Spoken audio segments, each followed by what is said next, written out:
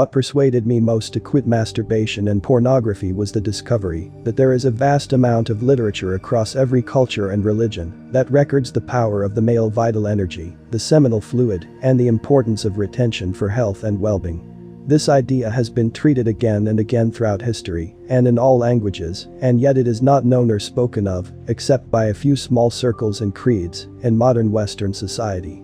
In fact, the West seems to support the opposite idea, that masturbation and ejaculation, even if done multiple times a day, is good, even healthy, and has no negative consequences.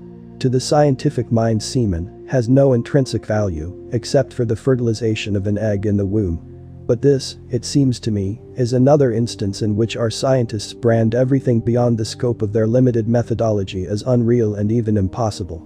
As the Taoist master Brahmacharya states that, some Western scientists may scoff at the idea that semen is an immensely powerful substance. Yet no one can deny the prodigious life potential in the seed of a single man.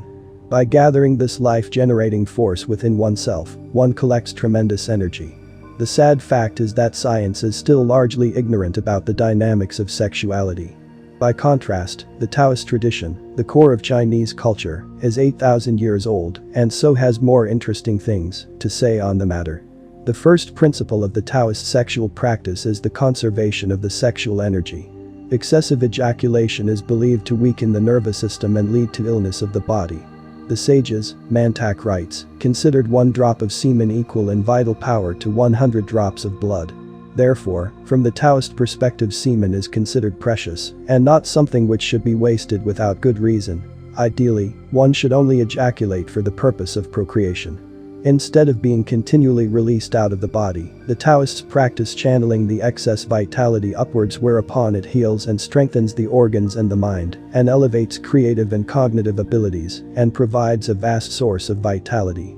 Sexual energy is regarded by the Taoists as having far more potential for nourishment than even food, and so the practice of cultivation is thought to be vital for the fulfillment of one's potential.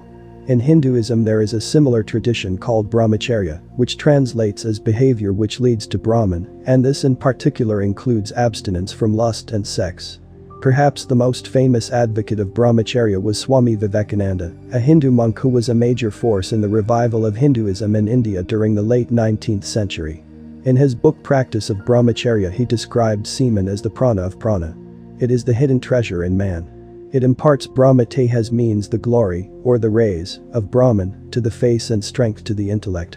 Then in Raja Yoga he describes how, when the sexual energy is controlled, it is converted through a natural process into Ohasakti, meaning spiritual power. The yogis say that part of the human energy which is expressed as sex energy, in sexual functions, sexual thought, and so on, when checked and controlled, easily becomes changed into Ohas, and as this lowest center is the one which guides all these functions, therefore the yogi pays particular attention to that center. He tries to take up all this sexual energy and convert it into Ohas. Ohas expresses itself in individuals as magnetism, charisma, and strength, and so everyone and everything will feel a peculiar attraction to those who harness this energy. Perhaps the most famous example is Napoleon Hill's Think and Grow Rich, in which he addresses the mystery of sex transmutation. In this chapter Hill asserts that men can harness their sexual energy, the most powerful of energies, and redirect it for material success and creative genius. He goes on to list a number of men who reportedly practiced sexual transmutation: George Washington, Napoleon Bonaparte, William Shakespeare, Abraham Lincoln. These men, he asserts, were made geniuses because of their discipline in this practice. He writes, the desire for sexual expression is by far the strongest and most impelling of all the human emotions. For this very reason this desire, when harnessed and transmuted into action other than that of physical expression, may raise one to the status of a genius.